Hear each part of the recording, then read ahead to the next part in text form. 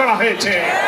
জামাত ইসলামের নিবন্ধন কেড়ে নেওয়া হয়েছে, প্রতীক কেড়ে নেওয়া হয়েছে, ক্রস ফায়ার, আয়নাগর, রিমান্ড, হাজার হাজার লোকদের কারারুদ্ধ করে দুনিয়া জানে বাংলাদেশের মধ্যে সবচেয়ে মজলুম হচ্ছে জামাত ইসলামী। আর সেই মজলুম সংগঠনের প্রিয় নেতা ডাক্তার শফিকুর রহমান হচ্ছে এমন মানবিক নেতা। জুলাইয়ের উত্তাল দিনগুলোতে আমিরে জামাত 17 তারিখে হজ সফর করে যখন দেশে ফিরলেন, 18 তারিখে আমরা সাংবাদিক সম্মেলন করলাম। সেই দিন রাতেই প্রতিদিন ছাত্র হত্যা হচ্ছে, আমিরে জামাত আমাদের ডেকে বললেন যত লোক নিহত হচ্ছে, যত আহত হচ্ছে, এরা কোন দলের নয়, সব শহীদ আমাদের শহীদ, সব আহত আমাদের আহত। আপনারা বাড়িতে বাড়িতে যান। তিনি সব শহীদদের বাড়িতে বাড়িতে নিজে গেলেন, আমাদেরকে পাঠালেন। সহস্র শহীদের বাড়িতে, হাসপাতালে, বাড়িতে রক্তাক্ত অস্ত্রসিক্ত রোগীদের পাশে তিনি ছুটে গিয়েছেন। সাধ্যমতো আমরাই মনে হয় বাংলাদেশের রাজনৈতিক দলের মধ্যে মহান আল্লাহর ইচ্ছায় বেশিরভাগ শহীদের পাশে দাঁড়াবার সুযোগ পেয়েছে, আলহামদুলিল্লাহ। বন্যা আসলো, তারপর আমিরে জামাত বন্যা কবলিত মানুষের পাশে ছুটে গেলেন।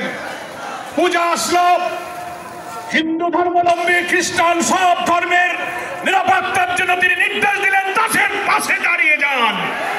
জামাত শিবিরের কর্মীরা তাদের ধর্মীয় প্রতিষ্ঠানগুলো পাহারা দিতে শুরু করেছে। ফলে হিন্দুদের বাড়িঘর দখল, অত্যাচার, নির্যাতনের বিরুদ্ধে তিনি কোনো প্রতিক্রিয়া না করে পাশে দাঁড়িয়ে তাদের ঘর বানিয়ে সাহায্য করে তাদের মানবিক সাহায্য তিনি করেছেন। আমার প্রিয় নেতা হচ্ছে জাতীয় মানবিক নেতা। তিনি বাংলাদেশে মানবিক সমৃদ্ধ বাংলাদেশের জন্য একটি জাতীয় ঐক্যের ডাক দিয়েছেন। আল্লাহর আসমান থেকে নাজিল হওয়া কোরআন এবং সুন্নাহর ভিত্তিতে একটি কল্যাণ রাষ্ট্র প্রিয় নবী মুহাম্মদ মুস্তাফা সাল্লাল্লাহু আলাইহি ওয়াসাল্লাম দুনিয়ার মানুষের জন্য যে আদর্শ রেখে গেছেন, সেই আদর্শকে ভিত্তি করে চলমান সভ্যতা, প্রয়োজন, চ্যালেঞ্জকে সামনে রেখে আমরা একটি কল্যাণ, একটি সুশাসনের রাষ্ট্র কায়েম করতে চাই। তাই আসুন ডাক্তার শফিকুর রহমানের ডাকে সাড়া দিয়ে জুলাই অভ্যুত্থানের চেতনাকে ধারণ করে আগামী নির্বাচনে দাঁড়িপাল্লার পক্ষে তরুণ প্রজন্মের প্রথম ভোট দাঁড়িপাল্লার পক্ষে হোক। এই স্লোগান তুলে নতুন বাংলাদেশ বিনির্মাণে আমরা ইসলামী এবং দেশপ্রেমিক শক্তিকে ঐক্যবদ্ধ করি। আল্লাহ হাফেজ। বাংলাদেশ জিন্দাবাদ, জামাত ইসলামী জিন্দাবাদ। আসসালামু আলাইকুম।